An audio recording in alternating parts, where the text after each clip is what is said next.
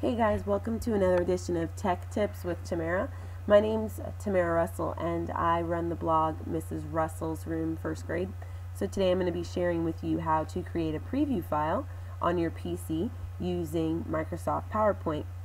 What you're looking at right now is the preview file that we're going to end up with. I'm not going to go through all of the formatting for this, but I'm going to kind of give you the flavor of it so that you can do it yourself when you're working on things for your own classrooms. So the first thing I'm going to do is I'm going to go into the actual document that I'm using. I almost exclusively use PowerPoint to create resources. So I'm going to save this entire file as other formats, and I love to save things as JPEGs.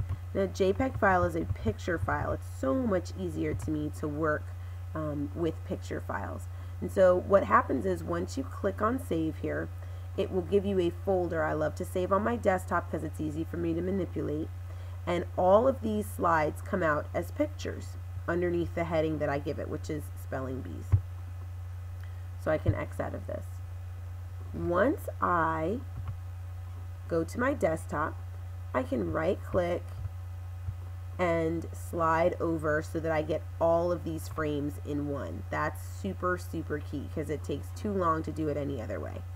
Right click and copy, take it over to a brand new PowerPoint slideshow, and I'm just going to give myself just a new page here to kind of give you the flavor like I said.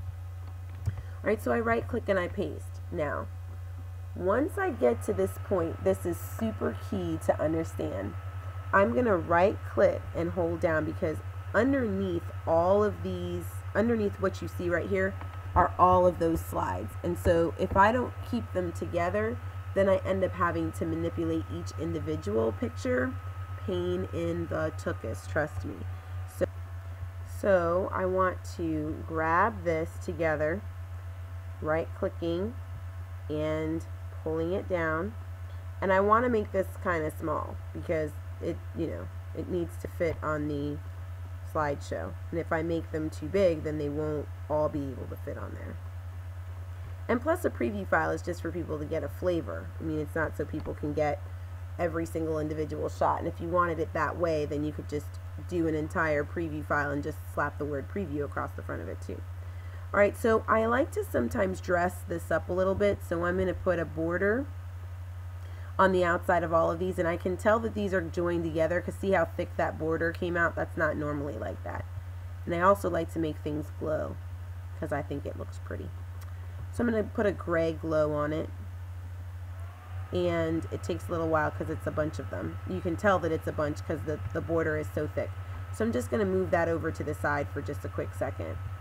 I'm going to format my background, click on picture text or picture texture fill. Oops, I clicked out of it. I didn't want to do that. Let me try one more time. And what I picked before was yellow wood green. So I went ahead and I did this. I'm going to insert that. And I like to border things, with a box sometimes. So I'll show you how I made the box on mine. Okay, so I don't want this type of a box. I want the other type. So I like a rounded edge. So I'm going to come here with a rounded edge like this.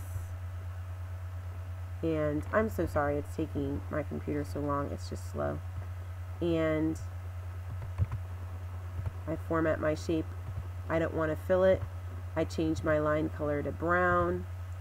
I make my line style 4 points, and I dashed it, and I like all my borders to have round edges, so that's what I did on my edge. And then I formatted it with another glow. I think, oh no, I didn't glow this one, I just left it. Alright, so now what I do, the last step, is you just start to bring these over one at a time. You can turn them, make them pretty, however you want to do. And they should come out in the same order that they showed up in the actual file. and I'm going to bring this one to the front, and I'm going to make it have a border that's a little bit different so that people can tell that that's the actual, you know, the cover page for that file.